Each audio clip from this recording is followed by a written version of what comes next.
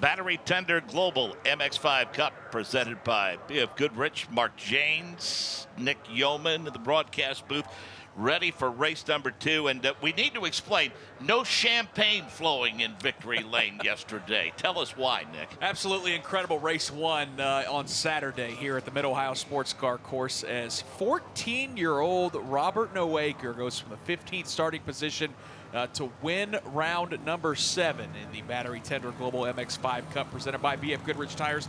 Absolutely incredible race yesterday, Mark, as those drivers slugged it out throughout the course of that 26-lap, 40-minute race. And again, it's the young Robert Noaker who picks up the win. Hernan Palermo, Robert Stout on the podium. Going to be interesting today, Mark, because our winner from yesterday, young Mr. Noaker, going to start in the 11th position. So just a thrilling race yesterday. Lots of battling, lots of side-by-side action, and makes me pretty confident we're going to see a very similar product today. Robert Stout and Nathaniel Sparks, they took turns at the point at the beginning, and then Hernan Palermo led the lion's share at the midway point of the race, and Tony Laporta joins us from Mazda Road to Indy TV, also covers this series throughout the course of the season along with us. And Tony, I think that drive yesterday by that 14-year-old is as impressive of drive as we have seen in MX-5 Cup over the past couple of seasons. Oh, absolutely, Mark. And when you go back and watch that last lap, I pointed it out yesterday during the recap of the race, his hands on that steering wheel, we had a great tight shot of him running through the keyhole. His hands so smooth, so quiet for a driver of any age, let alone a 14-year-old. So it was very entertaining to watch him do that. If you look at the rest of the race, Nick, it was fantastic, and that's what I expected when I saw Mid-Ohio Sports Car Course pop up on the schedule. This is a track that lends itself to great racing no matter what type of race car. But boy, when we put these MX-5 Cup cars on track, I knew it was going to be exciting. Yeah, these drivers, all they need is a couple medium to long straightaways on some of these road courses, and you know they're going to mix it up. We saw a lot of drafting and passing, Mark, heading towards the keyhole in turn number 2 out of that first corner, and then that long drive down towards the S's is where we saw a ton of passes, including the one for the lead that Robert Noaker took. Actually, on the last lap, Palermo took it back down in that portion of the racetrack and then slipped up through the carousel where Robert Noaker was able to score that first career win. So lots of great passing points, lots of opportunities for these drivers to go side by side, do a little bump drafting, and we expect a lot of that here in race number 2 at Mid-Ohio. Interesting to note yesterday, Tony, we saw some guys that we normally see at the front. Todd Lamb, Brian Ortiz, the aforementioned John Dean II, and others. They had some issues yesterday. Yeah, a surprising rate of attrition. You guys mentioned it yesterday. That gust up between Todd Lamb and Brian Ortiz, that was really unfortunate. That's another DNF for Brian Ortiz. We saw him get knocked out back in weekend number 2 at Barber Motorsports Park in Alabama. Todd Lamb making an uncharacteristic attempt pass down into turn number 2. And then John Dean II getting together with Robert Stout. Boy, Dean getting knocked out of the race, unfortunately, but boy, Robert Stout went for a wild couple of 360s through the grass, even knocked over a Honda banner, but when it was all said and done, slides across the track in turn 4, fires it back up, and keeps on going to finish in a podium result. That just goes to show you these cars prepared by long road racing guys, they're tough, they're durable, and the racing is always exciting no matter what. You talked about the starting position of Robert Noaker. I mean, you can look just behind him in the 13th starting position will be John Dean II. Luke Oxner in the 77, who was in contention. He'll roll off 14th.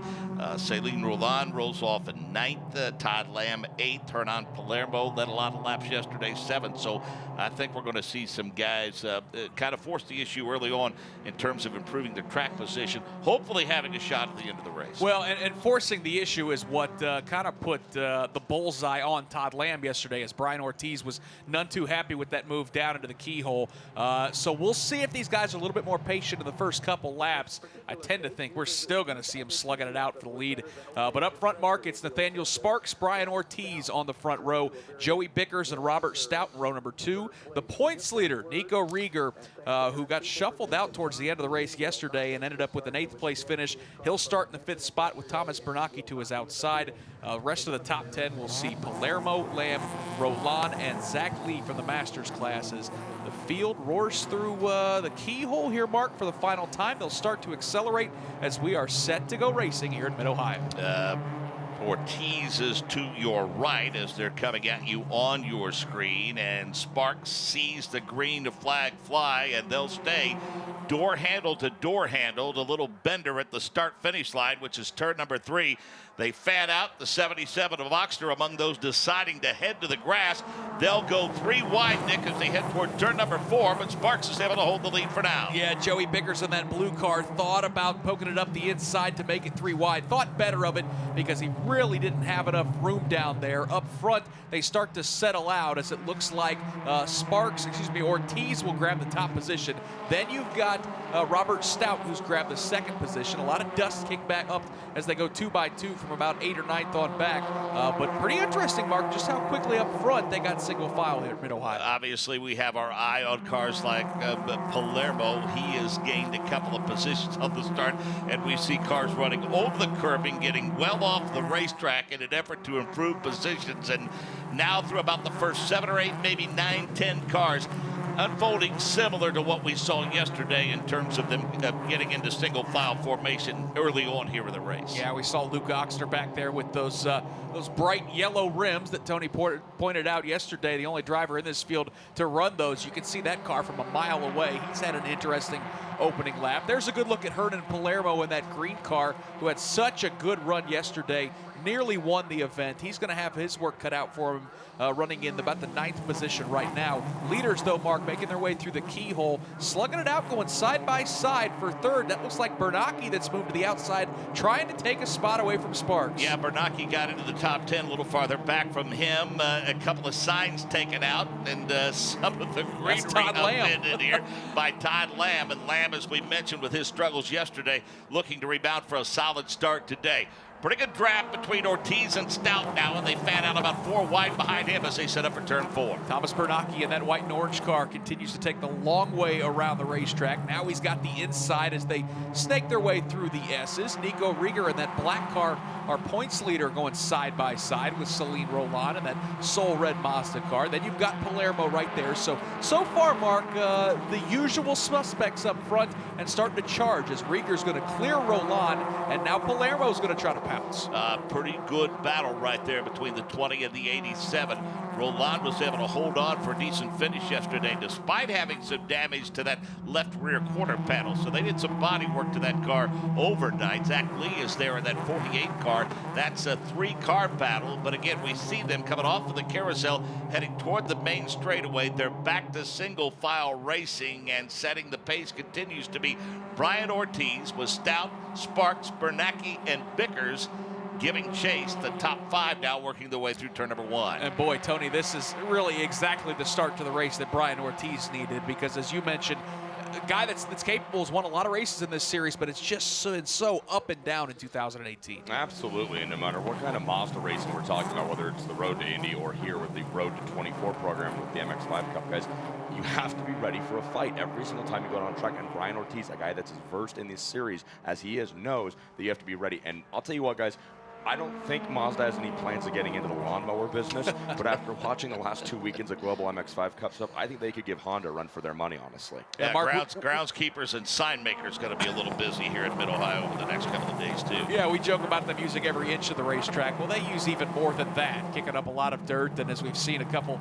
off-track excursions early in this race with some drivers getting off into the grass and taking out a couple signs. It's Brian Ortiz, your leader. Robert Stout runs in the 2nd position as the drivers in the field make their way through the S's back down the hill. Nathaniel Sparks runs in 3rd. Joey Bickers is 4th. Bernacchi is 5th, with your points leader Nico Rieger running in the 6th spot. Short-term memory, Tony, for the driver from Puerto Rico in terms of Brian Ortiz. A disastrous day for him yesterday. Awfully frustrated with that finish, and he finished 29th yesterday.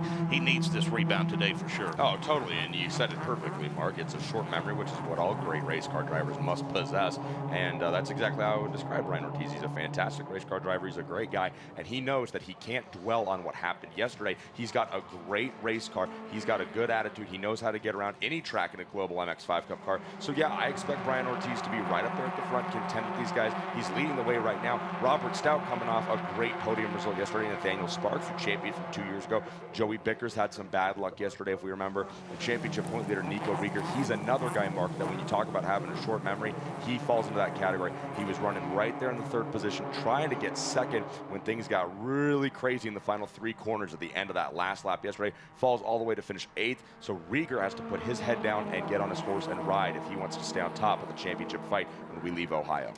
Palermo finally shakes loose from Celine Roland, picks up a couple of spots. Now the front 3, Ortiz, Stout, and Sparks, Nick, they're hooked up into turn number 4. Yeah, Robert Stout is tired of running in second as he'll make the move to the outside and clear Brian Ortiz. We got a new race leader. It's Robert Stout, the driver that hails from Palm Springs, California, from McCumbee McAleer Racing, jumps to the front in that Lucas Oil TV machine to lead here at Mid-Ohio. Ortiz slots right back into second. Then you've got Sparks, and then the guy, Mark, that I've noticed probably the most aggressive driver, and it's our points leader. He's up there for a reason. Nico Rieger's moved all the way back up to the 4th position. Yeah, Nico Rieger looking for a good finish today. And again, we continue to look back at some of the drivers we talked about, seeing if they would be able to improve their positions a little bit. Yesterday's winner, Robert Nowaker, he's currently running in the 12th position. Todd Lamb didn't have a good day yesterday. He's been flirting with the top 10. So those are the guys that we're keeping our eyes on now as this race progresses. Making their way through turn number 1. A nice pack and train of cars as Ortiz entertaining, getting back alongside Robert Stout. I've been impressed with just how patient a lot of these drivers have been.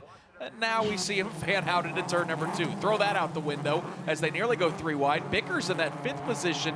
Looked like he nearly made contact with Sparks. Stout's going to hold the lead as they exit the keyhole, but it's Nathaniel Sparks who's getting challenged. And now, Mark, we've got one car who is off the racetrack in the keyhole, and he's spinning those back tires. Not exactly sure who that is. That might be car 43. Actually, we don't have a 43. It could be Keith Jensen, who is off the racetrack and might be buried there into the sand. Well, and that's in a very precarious position, and I wouldn't at all be surprised to see the yellow flag fly, because he's right just off of the edge of the racetrack trying to get it back underway. And while all of this action was going on, we were trying to get updates from guys that we expected to be contenders, and it looked as though John Dean II took his car onto pit road, Nick, so some issues for John Dean II. Well, and he had an issue yesterday getting into the wall, so my guess would be that certainly everything on that race car wasn't buttoned up and ready to go racing today, so that's a frustrating result for John Dean. DNF yesterday, and then as you talked about, basically a DNS did not start here in this race. Recapping the season, Ortiz and Roland win the weekend at the Circuit of the Americas. Barber, it was Nico Rieger and Road America. John Dean swept that weekend, and then Robert Nowaker with the win last night. A couple of rounds to go. We'll go to Portland and then Monticello, New York. So a lot of points up for grabs before we crown a champion. And for right now, Robert Stout has his hands full as Brian Ortiz looks to the bottom. He almost got to the corner bumper on that car. Yep, and the battle for third shaping up as Rieger left the inside open for Joey Bickers to take a look. Nathaniel Sparks in 5th. He hangs a wheel at the exit of the carousels. Those front 5 get away a little bit from that second group of cars as they do a little drafting all the way down to the S's. And then Hernan Palermo has got Todd Lamb making a pass to the outside. Meanwhile, up front, though, Mark, another challenge for the lead. Well, there's 5 cars: Stout, Ortiz, Rieger, Bickers, and Sparks. They're all hooked up together, and Stout and Ortiz, the best battle. Rieger's, Bickers, and Spark trying to keep pace now. They go single file now as they head to Thunder Valley. Robert Stout, your leader still here at Mid-Ohio. So many places this racetrack, you see the elevation changes, the very technical portions of this racetrack. And Tony, over the years, it doesn't matter if it's in the IndyCar Series or IMSA, you can get into a rhythm here at Mid-Ohio, but that rhythm gets thrown out the window here in a series like this when you've always got someone right there on your back bumper trying to pass. Well, absolutely, and I think Mid-Ohio proves to be a great track to fall into a rhythm, whether you're practicing or qualifying. Nick, you hit on it, whether it's IndyCar, Mazda, Road to Indy, MX-5, IMSA, whatever it is that comes here to Mid-Ohio. This track, you can really get into your rhythm. You can really hit your points and get around this place the way you want to. But yeah, it's pretty darn hard to get into a rhythm when you got a car on your inside, a car on your outside, and 15 stacked up behind you, waiting to get up underneath your rear wheel. So that's just one more of the challenge that faces drivers in this battery tender Global MX-5 Cup. Consistency and momentum is what's so important to making these cars get around the track. but you have to have the utmost focus, which again impresses me about Robert Noaker, as it looks like Sparky was trying to take, that's Ortiz taking a look for the lead, rolling through 2 on Robert Stout, the leader. And also a point about Robert Stout, guys, his last win coming at Indianapolis last year on the Grand Prix circuit. So even though he had that great podium result yesterday, Stout, the guy that's driven a little bit of everything over the last couple of years, he's really jonesing for a win here in this MX-5 Cup category. But boy, he's got him stacked up right behind him. Ortiz wants to take another look coming down into 4, it looks like. They'll go side by side, and Ortiz will have to give up the potential passing opportunity there. Nico Rieger gets stacked up in 3rd. Tell you what, Mark, the guy I'm watching right now is 5th position, Todd Lamb, who had those issues yesterday, had a couple guys pointing fingers at him based on an incident down in the keyhole, but that car is fast. Lamb's a guy that has won the championship of this series before, could very easily be a contender today, and that car appears to be pretty fast here in Mid-Ohio. A couple of notes from race control. The 76 serving a drive-through for avoidable contact with the 53. That's in turn number 2. And the 87 has been given a warning by race control for not staying in the racing groove. So they certainly keeping their eyes out on drivers and hearing from race control. Not pleased with what they're seeing in terms of the aggressiveness in the rear of the field. Let's go to pit road and get an update from Jake Query. Just wanted Mark to kind of comment on your observation regarding John Dean II. He, in fact, indeed did not present here. He had the incident yesterday. The damage was just considered to be too much to be able to go out and run here at race number 2 at Mid-Ohio. That's not to say that John Dean II doesn't have experience in terms of that exact car, as a matter of fact, coming back and running after there had been damage. 2 years ago, he had damaged that car at Road America, came back and got a win in that exact car. But after the incident yesterday, they decided that it was not worth going out today. They just wouldn't have the aerodynamics of that car to be able to go out and run. So John Dean II actually is not with the team here on pit road. He has gone back into a hospitality area simply to watch the race. So disappointing for him, I'm sure. But yes, he did not present and will not be, of course, at any point in this second race here at Mid-Ohio. A pretty big pendulum swing from the success he had at Road America sweeping that weekend. Yeah, it couldn't be much more of a different result based on those 2 weekends, because it was a magical result at Road America, winning both of those races and got himself right back into the championship hunt. Entered this weekend 3rd in points. Obviously, this is going to take a big hit, and I would think, Mark, all but eliminate him from contention of winning this title. 55 of Ted Saley. You got to look at him from Cleveland, Ohio. Atlanta Speedworks entry. He got off course, was able to get it back underway. So we've had a couple of offs, but not enough to bring out a yellow flag as we continue to watch Stout, Ortiz and company slug it out at the front of the field. Yeah, the niceness is we haven't seen the carnage that we saw yesterday as well, with a lot of incidents that left guys with damaged race cars. Obviously, Jake documented the incident that left John Dean out of this race, but it is Brian Ortiz who's moved back to P1, and he took Nico Rieger with him. Our points leader just continues to move up through the field. Rieger started 5th in this race, kind of got shuffled back at the start, and then lap after lap, Mark, he's just been making moves and clawing his way back to the front. Now he's going to take a pop to the outside. That's a tough pass to make. He's got cars on either side of that rear bumper as Nathaniel Sparks moves into the 3rd position, and Bickers goes off the racetrack. You know, I've been watching, Tony, I've been watching Palermo, thinking that maybe he's being a little more patient with those BF Goodrich tires. I mean, he wore them pretty good yesterday, and we saw the last couple of turns and grip went away, which cost him a chance to win the race. I mean, he's hanging around in contention, but we see him taking a wider arc into the turns and maybe in those tires a little bit, and over the last 5 to 7 minutes of this race, maybe that's when he'll set it up and make his move. Well, yeah, and I think we talked about this a little bit yesterday, guys. This track in Mid-Ohio is so smooth, and due to those concrete patches the track is put down in so many of the corners, a lot of these drivers and teams are struggling with getting sticker sets of BF Goodrich tires to actually melt, to actually degrade and build up rubber down in the grooves of the track. So most of these drivers and teams will tell you they don't like going out on sticker tires, but the rule book dictates that for the race 2, they go out on a sticker set of BF Goodrich tires. And so how do you combat that? Well, you take it easy. You don't slide that left front due to all those right-handed corners they have here at Mid-Ohio.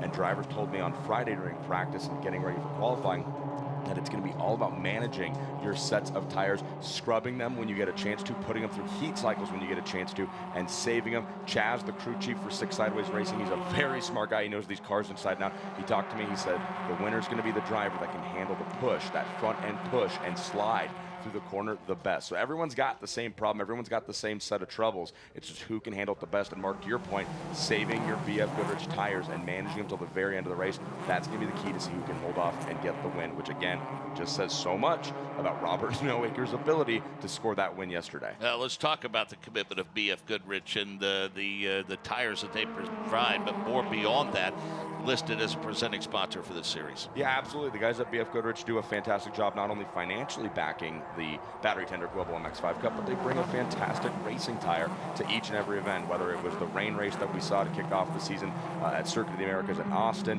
or whether it's been the heat that we dealt with at Road America. The BF Goodrich tires hold up fantastically every single weekend. Pete Calhoun, those guys over there at BFG, they do a fantastic job, and they're a perfect partner for this type of grassroots yet high-level competition racing that we have here with MX-5. Todd Lamb continues to get aggressive. He's picked up another spot, currently running in the 4th position. Talk about commitment, talk about passion and enthusiasm. Talk about a guy that's having a busy day in Mid-Ohio with this Battery Tender Global MX-5 Cup, presented by BF Goodrich Tires. Jake Query, you caught up with a guy that's always smiling on pit road. He is indeed. He's smiling. He's watching John Doonan. He's got the best job here, guys, because not only is he the director for Mazda Motorsports, but he gets to go out and play in the pace car as well and lead the field, getting a good feel for things, and then come watch this. And John, let me tell you, one race to the next, it never lets us down. I mean, watching these guys is very, very exciting. Take me through, if you will, this particular track and the challenges it might present that maybe Road America or others did not. Well, thanks, Craig. I got to tell you, Kevin Savory, Kim Green, Craig Rust have done a fantastic job with this place. And this place is perfect for our little MX-5s. It's got all the characteristics, different corners, along straightaway for drafting.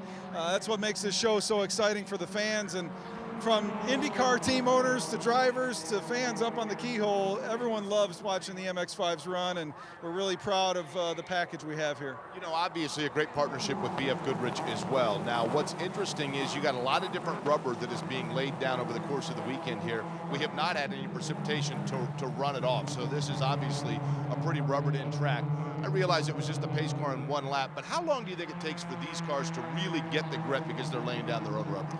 Well, the fortunate thing is in partnering with BF Goodrich is they've brought a product that is very consistent across any circuit and any type of characteristics. I think early in the weekend, everybody, including our guys, were looking for grip. It's now come in. It came in, I think, probably midday yesterday, where people really saw the benefits. The addition is, if it does rain, BF Goodrich has brought probably one of the best rain tires ever created.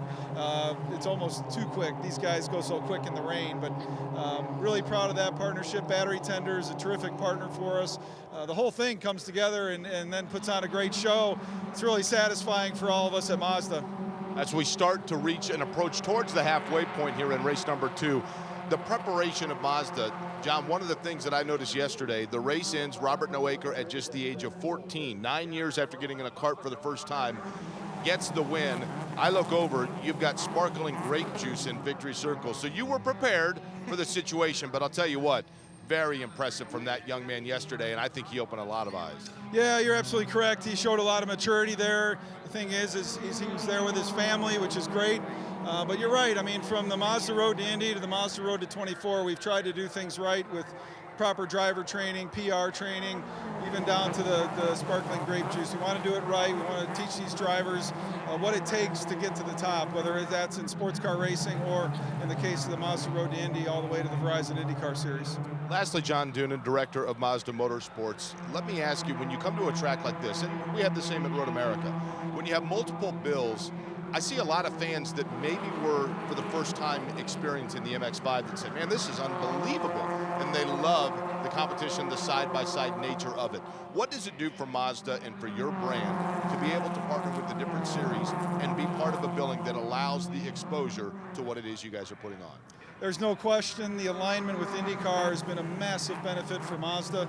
The venues they race at, the time slots that we are given on the schedule. I mean, we're in front of a massive group of fans. When I was out in the pace car, the crowd is massive for today's race, and to be able to put our product in front of those fans, because it is for the fans. It's for Mazda fans, but also for people that maybe don't have a Mazda on their shopping list to go to their local dealership and test drive one of these MX-5s or some of our other product. We still got half a race to watch here. I'll let you get back to it. It's a lot of fun. Thanks, Jake. All right, that's John Doonan again, the director for Mazda Motorsports. Interesting, while we were talking, that 17 machine, the interactive brokers machine for Lekuzak, same as yesterday, comes in and is on pit road here. We'll find out what the issue is. Now they're going to go ahead and send him through. Yesterday, the issue with him was that he was at the front of the field after a caution. They wanted to give him a drive-through to cycle him back to the back of the field because he had been a lap down. Just came in, they held him for a few seconds, got him back out on the course here. Not near, guys, the attrition that we saw yesterday. It obviously has been a much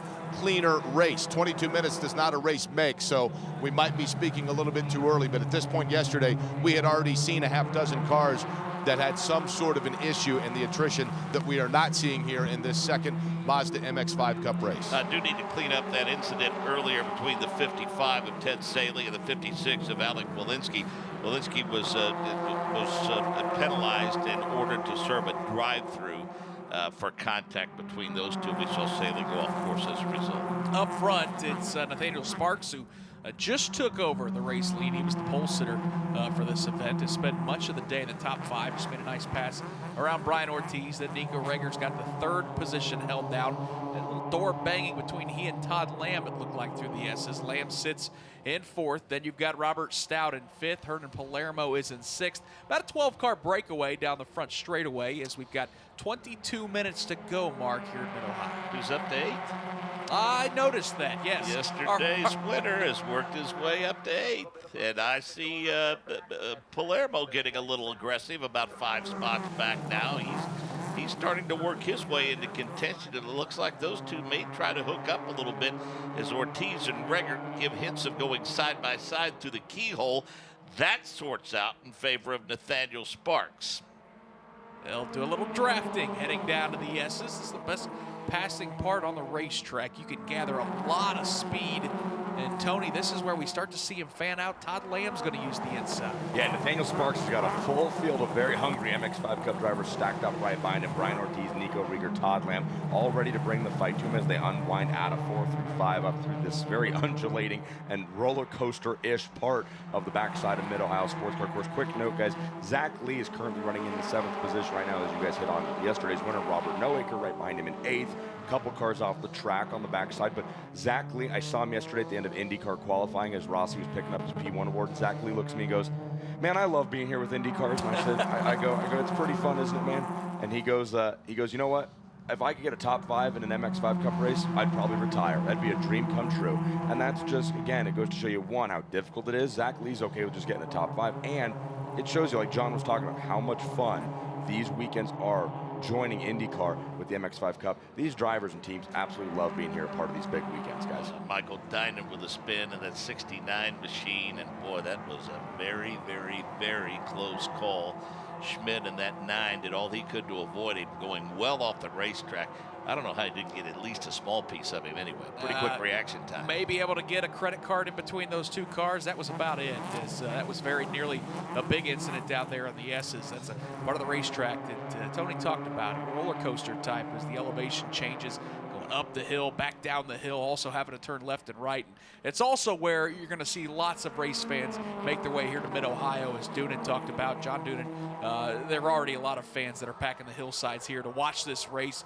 Little 2-car breakaway right now as Ortiz going to look to the outside to try to get around Nathaniel Sparks. Doesn't have the run quite yet, but Mark, now you get a chance to see some of the fans on the hillside here at Mid-Ohio enjoying the racing. And they're watching Reger, Lamb, Stout, and Palermo slug it out for positions 3 through 6. You might even throw the 7th place running car into that mix. That's Joey Bickers. And Lee and Nowaker trying to keep pace. Celine Roland is there as well. And the last car in that long train is Thomas Bernacki, who spent most of the day inside the top 10. Let's remind Tony the commitment, folks, of the commitment of Battery Tender, not only with the title sponsorship, but tell folks about that Hard Charger Award. Oh yeah, absolutely. It's always a very fun part of these Global MX-5 Cup races. The Hard Charger Award, of course, for Battery Tender going to the driver and the crew chief, as we've got one off in the Sandalovic. Can we get a number on that one? That's does it look a 69 again of Dynan. Oh, man. He's had a long weekend. Yeah, for his sure. day does not get any better. But the Hard Charger Award goes to the driver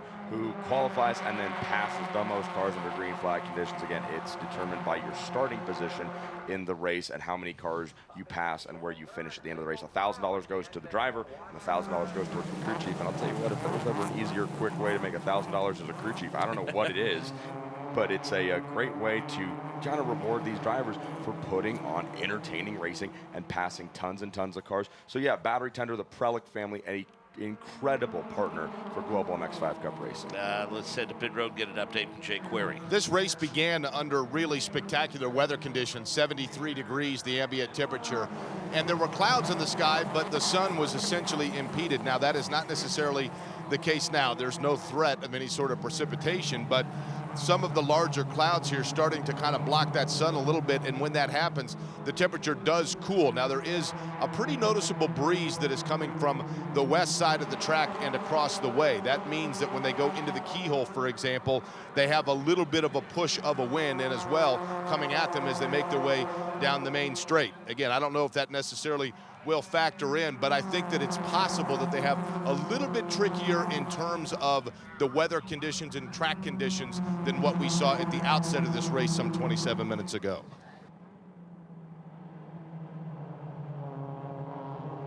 Sparks, Ortiz, Lamb, Stout, and Rieger the top 5. Palermo, Lee, Bickers, Nowaker, and Bernacki the top 10. How about that 48 of Lee? I mean, he's hanging around that top 10 all day long, and he's worked his way up to 7th. He made a nice pass out of the keyhole moments ago. We saw him pick off about 3 cars to get inside the top 10. Yep, there's a replay of that incident with Michael Dynan, who was a 2-car incident, caught the fender of another fellow competitor out there as he is continuing to struggle today. But you mentioned it, yeah, to see Lee up there, that's awful nice. And then as we talked about, Robert Nowaker has kind of latched on to the tail of this front group as Dynan's going to go off the racetrack once again. Gosh. But a lot of guys up there, Mark, really battling and having some good days here at Mid-Ohio that we haven't seen this season. Yeah, and we've had 3 lead changes, but a total of 231 passes, and we're looking at an average speed of about 80 miles per hour. So they're certainly flinging it around here.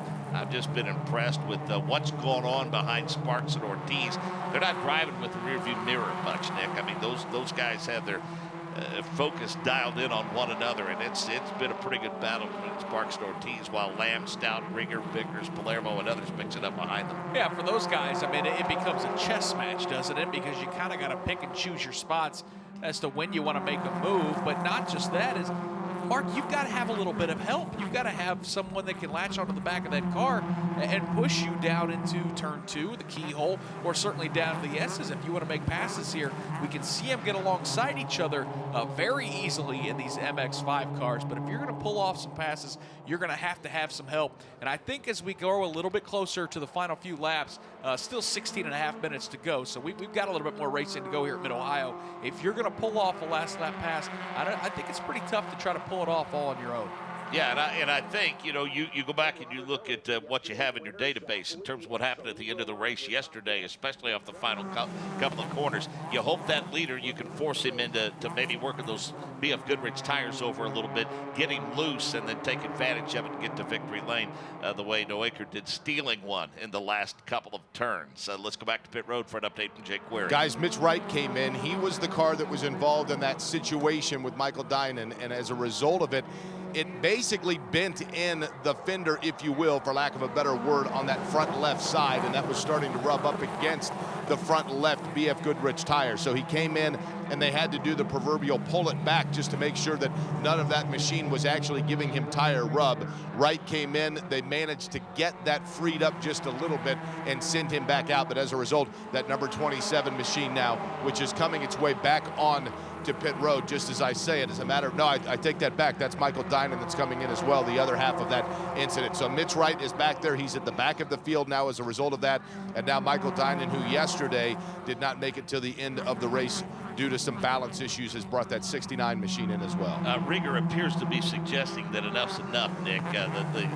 He's wanting to work his way to the front as we see a car break loose. That's Bilardo, the 73 machine, and he has locked it in on the curbing, and this could be the kind of thing that brings out the caution if that right rear is still not connected to the surface. Yeah, he's got that car refired, gets the rear wheel spinning, and he will rejoin the action. So just a quick local yellow there through the S's. Most of the incidents we've seen today, Mark, the good news is all those drivers have at least been able to get those cars back onto the racetrack to keep this race green. And when it's been green, we've seen these guys slug it out, going side by side. As Rieger, you mentioned him, gloves may be coming off here in the final 10, 15 minutes of this race as he is battling with Hernan Palermo, trying to keep that 5th position as Palermo's looking aggressive, trying to get to the inside. Yeah, they're going to get to that bender there, which is the start-finish, the starting line for the race, and it's going to settle out.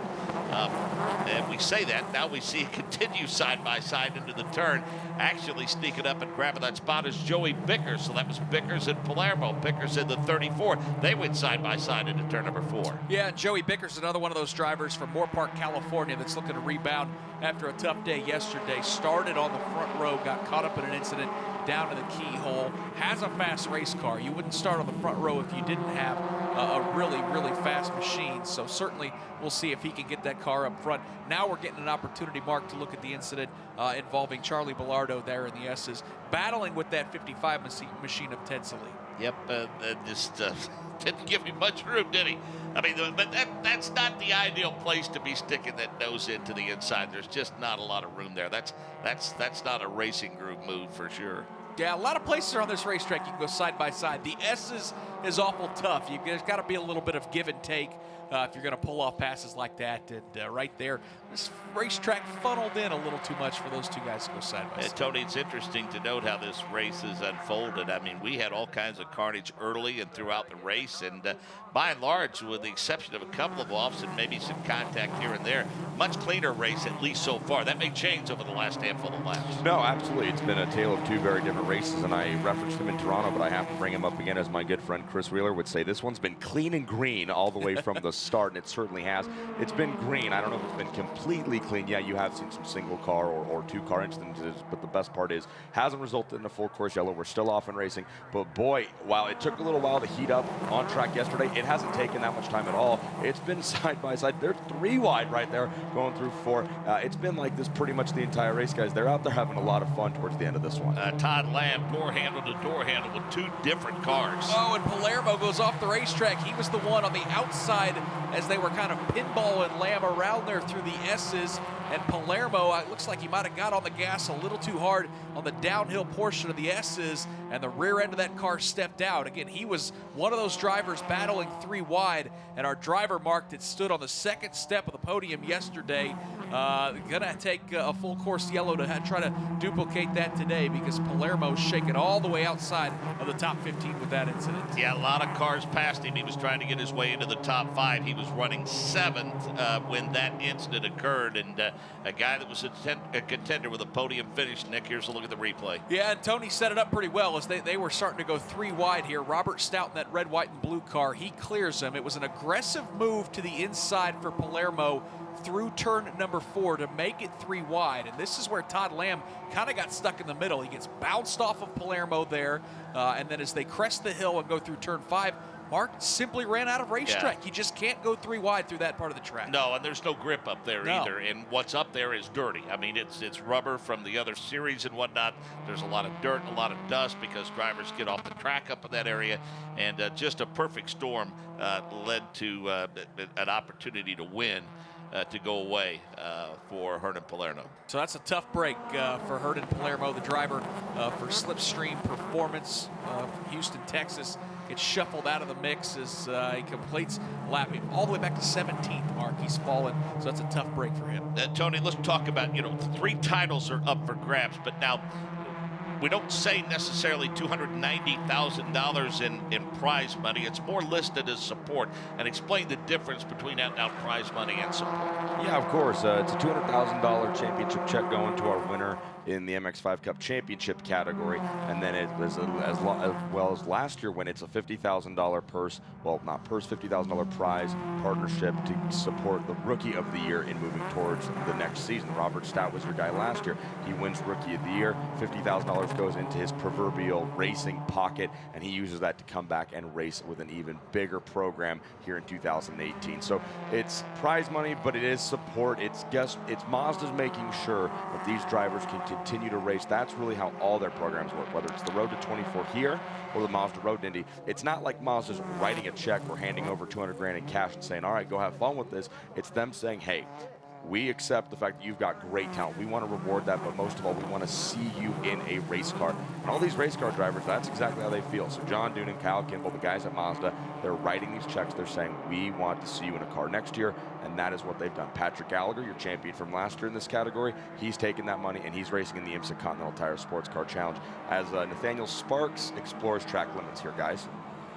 Getting a little sideways coming out of the second turn, but no worse for the wear, able to hold on to the lead, and Brian Ortiz probably licking his lips a little bit as we towards the end of this one. And he's your race leader, Mark, so that just goes to show you how much these guys are hanging it out here, even at the front of the pack. You've got to fight and scratch and claw around every corner here to win these races in the Battery Tender Global MX-5 Cup presented by BF Goodrich Tires. Sparks has done a pretty nice job of gathering it back up as Ortiz really isn't in a position to make a pass right now. The front two got a couple car lengths over Joey Bickers, who again trying to rebound from a tough day yesterday. Mark sitting there in the third spot. Ortiz is trying to get back to victory lane since the season opener. He won the first race at the Circuit of the Americas, and again, he is a guy that we have seen in contention week in and week out, and he wants that win for sure. But Joey Bickers is a guy that, while he's not right up on the bumper as they make their way through the carousel now, he is trying to turn this into a three-car breakaway and having some measure of success in doing so. One that's got to be a little concerned right now is Robert Stout, because he really doesn't have any help behind him. Lamb and Noaker can't get to him to help push him along and help him close that gap. Yeah, certainly wanted to update on Robert Noakers. He's up to 6th as Brian Henderson goes way off the racetrack there, exiting turn 1. Henderson at car 97 had a great day yesterday. Started 25th and moved all the way up to the 9th position. So he's starting to charge again today, but taking a long way around turn number 1. Yeah, I would like to think that 3 cars that are as fast as Roland and Noaker and company can get together along with Todd Lamb. Those 3 get together, maybe get nose to tail and catch that lead pack when we look back. That's the guys we're talking about right there. They seem to fan out and go 2 and 3 wide as we set up a turn 4. Yeah, Noaker's going to look to the inside, then he'll be pushed to the outside. Nope, he'll fall right back in line with Todd Lamb so he can protect that position with Celine Roland. This is a great battle for the 5th spot, but you're right, Mark. If they want to catch those front 4, they're going to have to stay in single file or hope those drivers up front in the top 4 begin to battle, because once they get side by side, it disrupts the air a little bit. You're not able to hit those apexes and accelerate out of the corners nearly as much. Those lap times come down, and all of a sudden you can run down those leaders. But right now, front floor with Sparks, Ortiz, Bickers, and Stout playing pretty nice here as we've still got 6.5 minutes to go in Mid-Ohio. Talk about some of the changes made to these cars, Tony, that take them from the showroom at a Mazda dealership to get them race ready. Yeah, absolutely, guys. These cars come as Mazda production cars, daily drivers or weekend roadsters or whatever you might have in mind for your MX-5 car.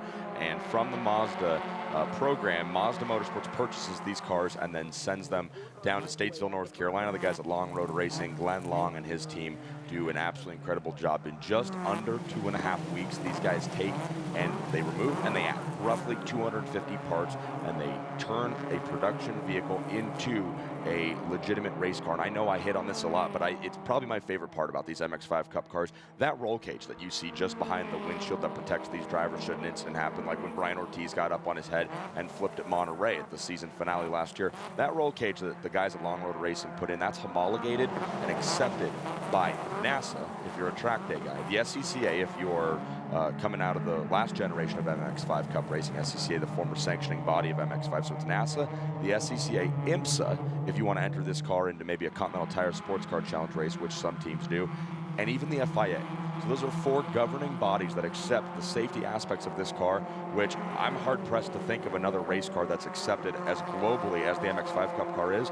Probably why they call it the Battery Tender Global MX-5 Cup. It's a truly universal platform that can be raced pretty much anywhere. And the racing market is flat out some of the best you're going to see anywhere in the world, because time and time again, these races come down to the last lap. We've seen last lap passes, side-by-side action. And boy, I know they really kind of bang on the drum of driver and car being one with Mazda, and certainly with these cars, the way they're able to sling these machines around the racetrack, it just looks like an absolute blast to drive one of these. Our driver analyst, Anders Krohn, who works with us on the IndyCar radio broadcast, has kind of hinted about, man, I'd love to get behind the wheel of one of these cars. And Mark, I don't have a lot of personal racing experience in my background, but man, they look like they'd be an absolute blast. A place like this, are you kidding me? Yeah. With the elevation changes, and I'm not sure that I could come anywhere close to a lap time of 1:38, maybe an hour and 38 minutes. But yeah, I'd be willing to give it a go for sure. But yeah, our driver analyst Anders Krohn is downright giddy when he starts talking about the prospects of racing these cars. Those front 4, with time winding down in the session, Sparks, Ortiz, and company.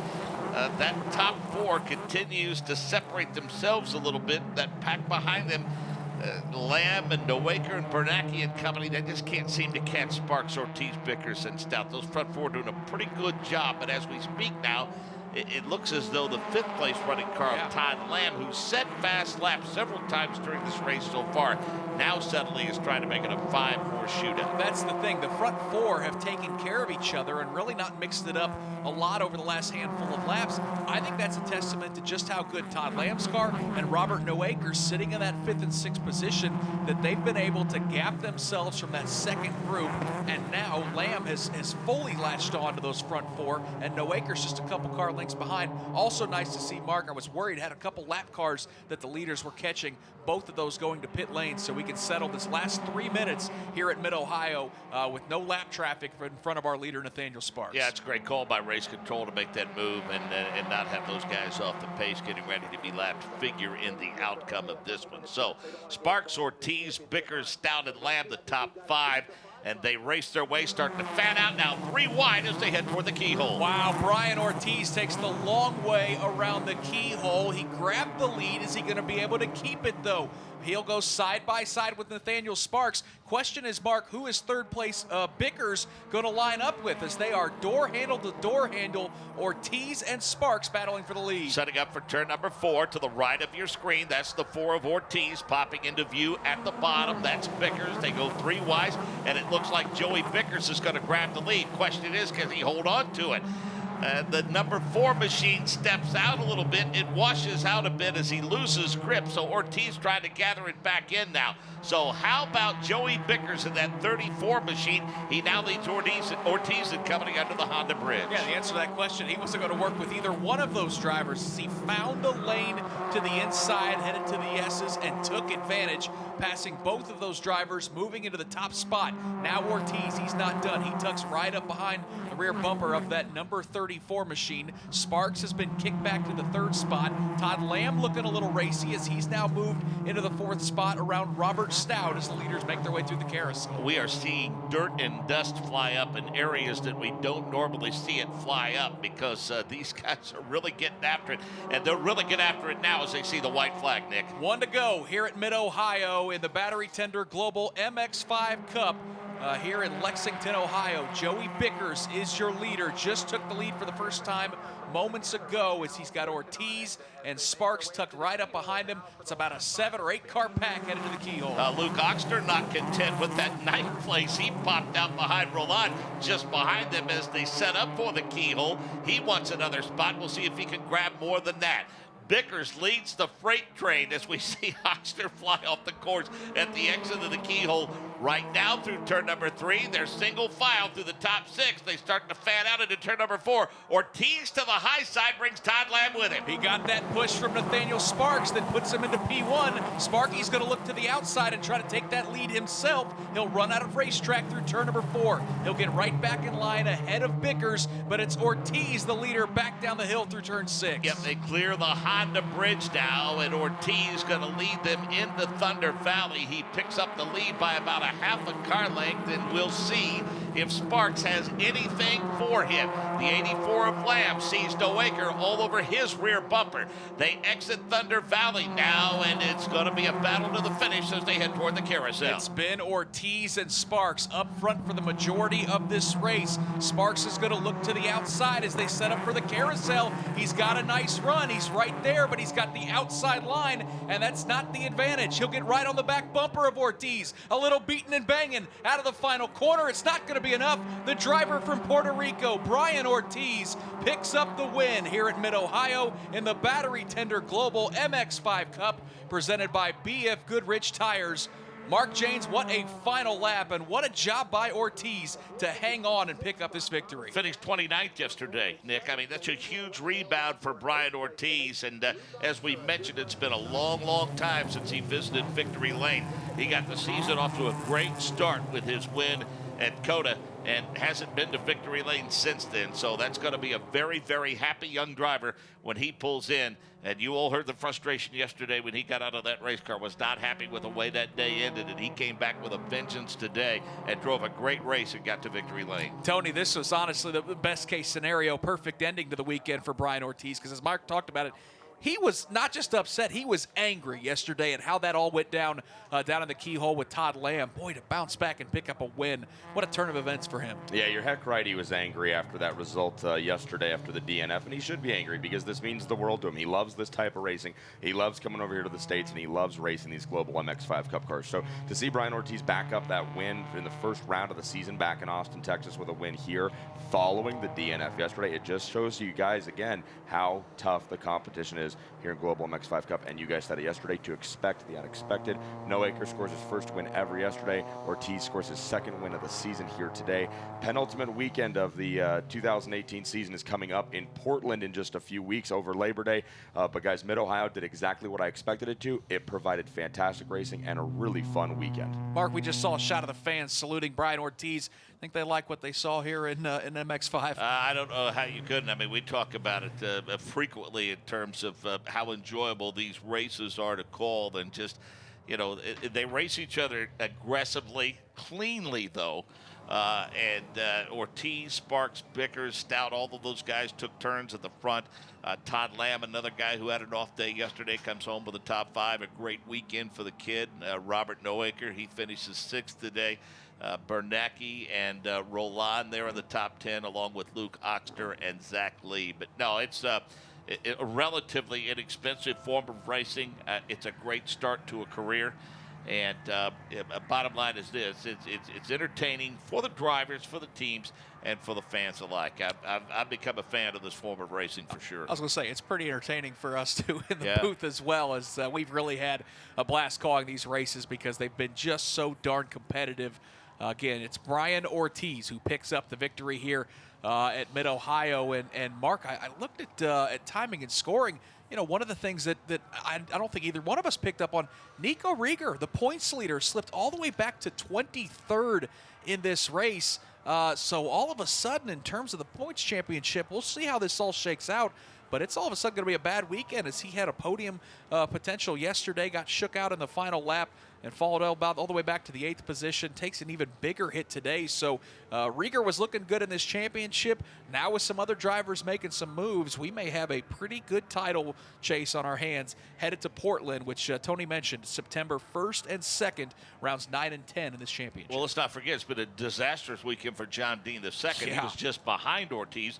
Ortiz was bemoaning the fact that, you know, his championship hopes took a big hit yesterday. But now with Rieger, as you say, falling all the way back to 23rd, I think things are going to balance out for the winner of this race. Jake Query, you got to be with an elated Brian Ortiz. An exuberant victory lane here for the Battery Tender Mazda Global MX-5 presented by BF Goodrich, because Brian Ortiz, you got out. And I'll tell you what, these Copeland Motorsports teammates of yours were there. You crowd surfed when you got out of the car. Yeah. I'm happy, but they're strong. The same that they did to my car. They put a strong car behind me, and we were able to do it today after a bad race yesterday. Let's talk first off about that setup at the end. You obviously, Bickers was in front of you. We wondered what was going to happen. He got past you. Was that an area where he made a move, or were you kind of setting him up there for the last push? No, because I was behind Sparky, and I saw he pushed me, and I saw he went inside. I just didn't want to wreck, and I knew my engine was closer to what Vickers have. Sparky's engine was a little stronger, so I thought like for the last lap I could make a draft move like I did, and with the help of Sparky for sure. But we won. What a difference a day makes. Yesterday, obviously, you were out early after the incident with Todd Lamb. Is it difficult to not now wonder what could have been in terms of that points championship? For sure. I don't want to think about that. It hurt for sure in the championship, but I want to think of the win today, of a great team I have behind me, my sponsor, Bella Racing, Carlos Lopez Lai, and this, Yo no me quito, is what stands for I don't give up. We had didn't even do a lap yesterday, and we came today and won because Yo no me quito. All right, Brian Ortiz, your teammates, they want to still celebrate. We'll let you go do some more. But Brian Ortiz, the winner here at race number 2. Yep, he certainly didn't give up here at Mid-Ohio, and Brian Ortiz rewarded with a fantastic win here in round number 8 of the Battery Tender Global MX-5 Cup presented by BF Goodrich Tires. That's going to do it for us here at Mid-Ohio. I want to thank everyone involved with the streaming broadcast. Again, next up for MX-5, it's a trip to Portland. Race number 1 on September 1st, and it's a doubleheader on race number 2, which will be September 2nd. Again, congratulations to Brian Ortiz, your winner here at Mid-Ohio.